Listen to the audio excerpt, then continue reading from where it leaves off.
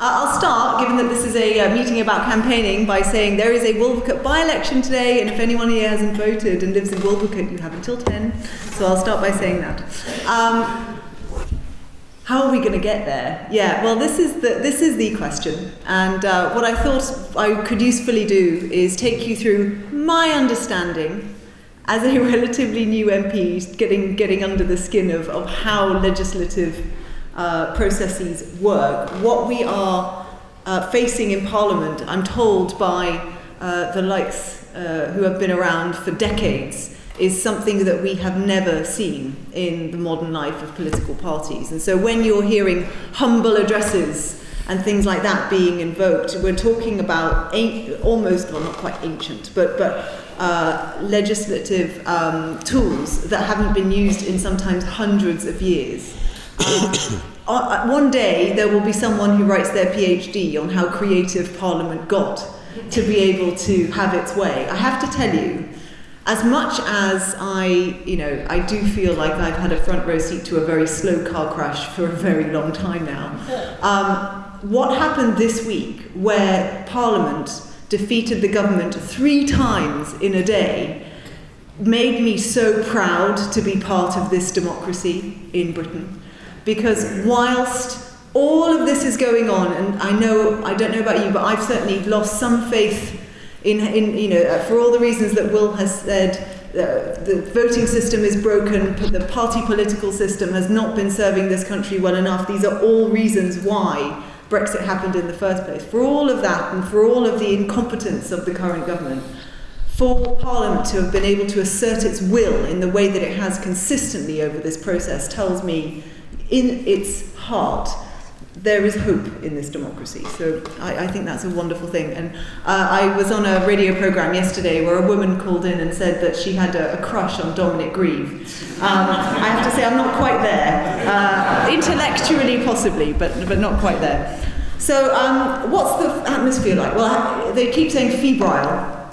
It's tense as hell. I mean, you walk around the corridors and you hear Tories whispering to each other, she's got to go.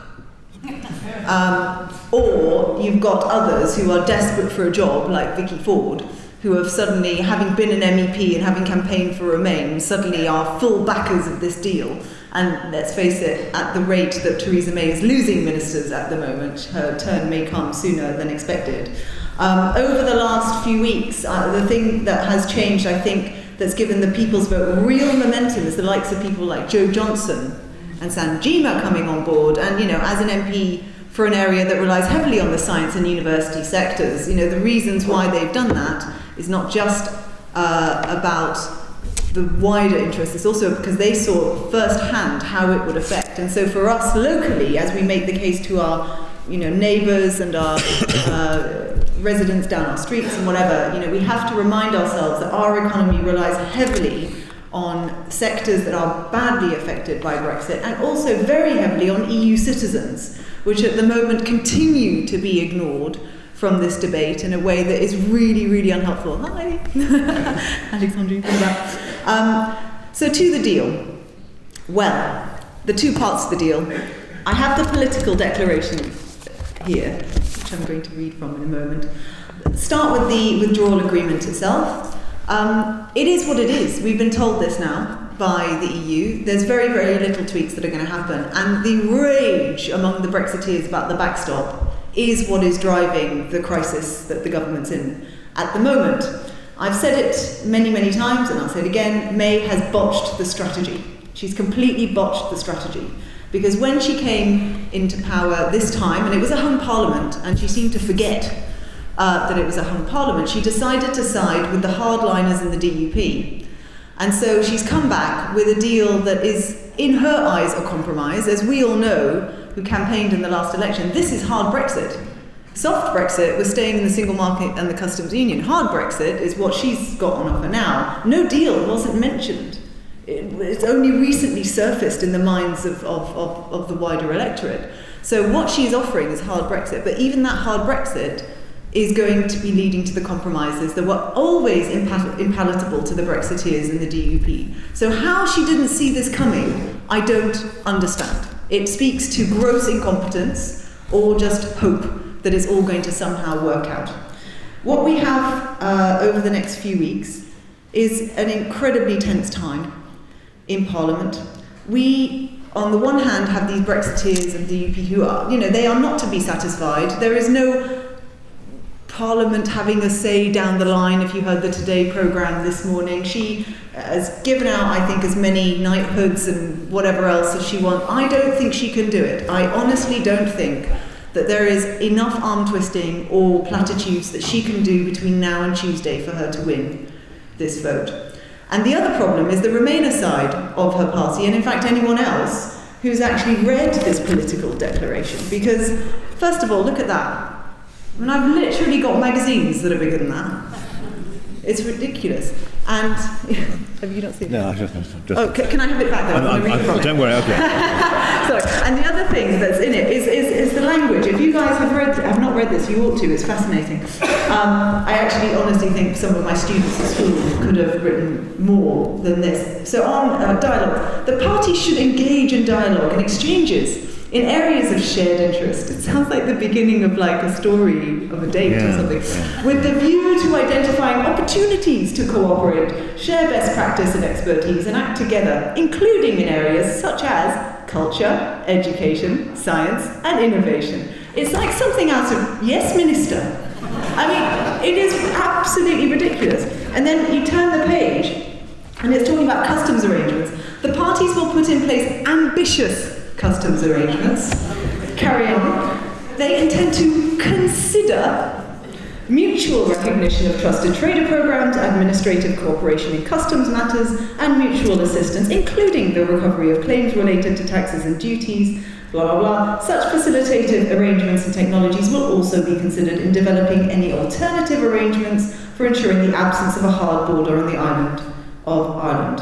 And this is the idea, the central pillar of her sell to the people is that this is a certain ending. It's not. This is just the beginning of years and years and years of more negotiation. If the British people want Brexit, just to get on with it, for us to get on and talk about all the things that Will was talking about, this isn't going to do it. So this is the bubble that right now, if we want to get other people, particularly Remainers who think this deal is the right thing to do, please, download and send this to them. Show them this, because this is the thing, I think, that is going to sway all those people who are backing the deal to then go on and back Remain. So to the process itself, we've got the vote on Tuesday, so that's the 11th. As I say, unless something incredible happens that I haven't predicted, and all of us are looking at each other going, where's the rabbit?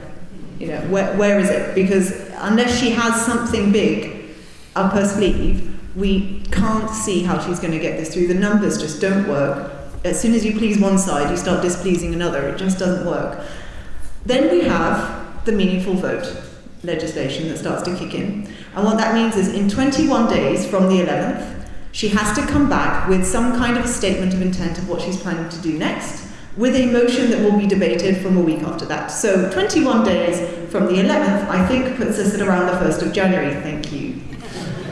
Hence why I've cancelled Christmas. Well, not quite, but I'm staying in the UK for that exact reason. And then we expect a motion to come back. Now, it may well be that that's sooner. It may well be that she'll come back having tried to renegotiate something or not. I can't see the EU renegotiating that backstop in a way that's going to satisfy the DUP. They're really interesting right now. They've suddenly started to become friendlier to us. They sit behind us on the benches. And suddenly they're looking for friends again. I just don't see how that's going to happen. So what happens after Tuesday? Well, there's a couple of spanners that could come up in the next week that's worth looking at. One, are the Labour Party going to put down a motion of no confidence or not? Last I heard today, they're considering not, which has merit, because you might want to wait until the second time that she loses it before doing it. And there's a lot of holding fire going on. There was also a potential People's Vote amendment that was going to be put down by a cross-party range of MPs. And my understanding is they've not done it. And so the Liberal Democrats have gone ahead and tabled two. One, as an amendment to the Labour Party motion, we've amended their amendment to remind them that it's Labour Party policy that should all other things fail, that they will campaign for a public vote, because we thought that would be nice and helpful. By the way, there are a few Labour MPs who secretly come up to us and go, good job. And then, but another one all on its own. We may decide not to call it, as in we may decide not to put it to a vote, because what we're concerned about is we need now a majority for the people's vote in Parliament to get it through. And if it doesn't look like that's going to happen on Tuesday, there's a question mark as to whether it's politically savvy to do it now or to wait until we have other opportunities when we can, really amass the numbers that we need. So that's a calculation that we're going to be making. I should say we're having parliamentary party meetings daily. Then after that, what happens? Well, Alistair Carmichael, who's our chief whip, said to me, if you or anyone else says they know what's going to happen after that, they are a liar or a fool or both. My prediction, however, of how this is going to go down, bearing in mind the people's vote can only be achieved through government legislation, and this is the bit that's really, really important. The will of Parliament usually isn't ignored. However, given that Theresa May has said repeatedly she will not bring forward legislation, she will not have a people's vote, and she has said, or number 10 confirmed, that she would not be the Prime Minister if such legislation came through, the only way I can see this happening is that she loses for a second time, having not quite managed to negotiate it. She then says, you know what, guys, I have done my best, I can go no further, or there is a vote of no confidence within her own party, or something that essentially makes her, and I think she'll jump before she's pushed. And I think that's the moment she'll say, I resign, I can't do any more, time is ticking, we now need to put it to the people. So that's my prediction, and it literally changes on the hour. So that's where we are now. I'll pass back to the rest of the panel. Thank you very much. Well done.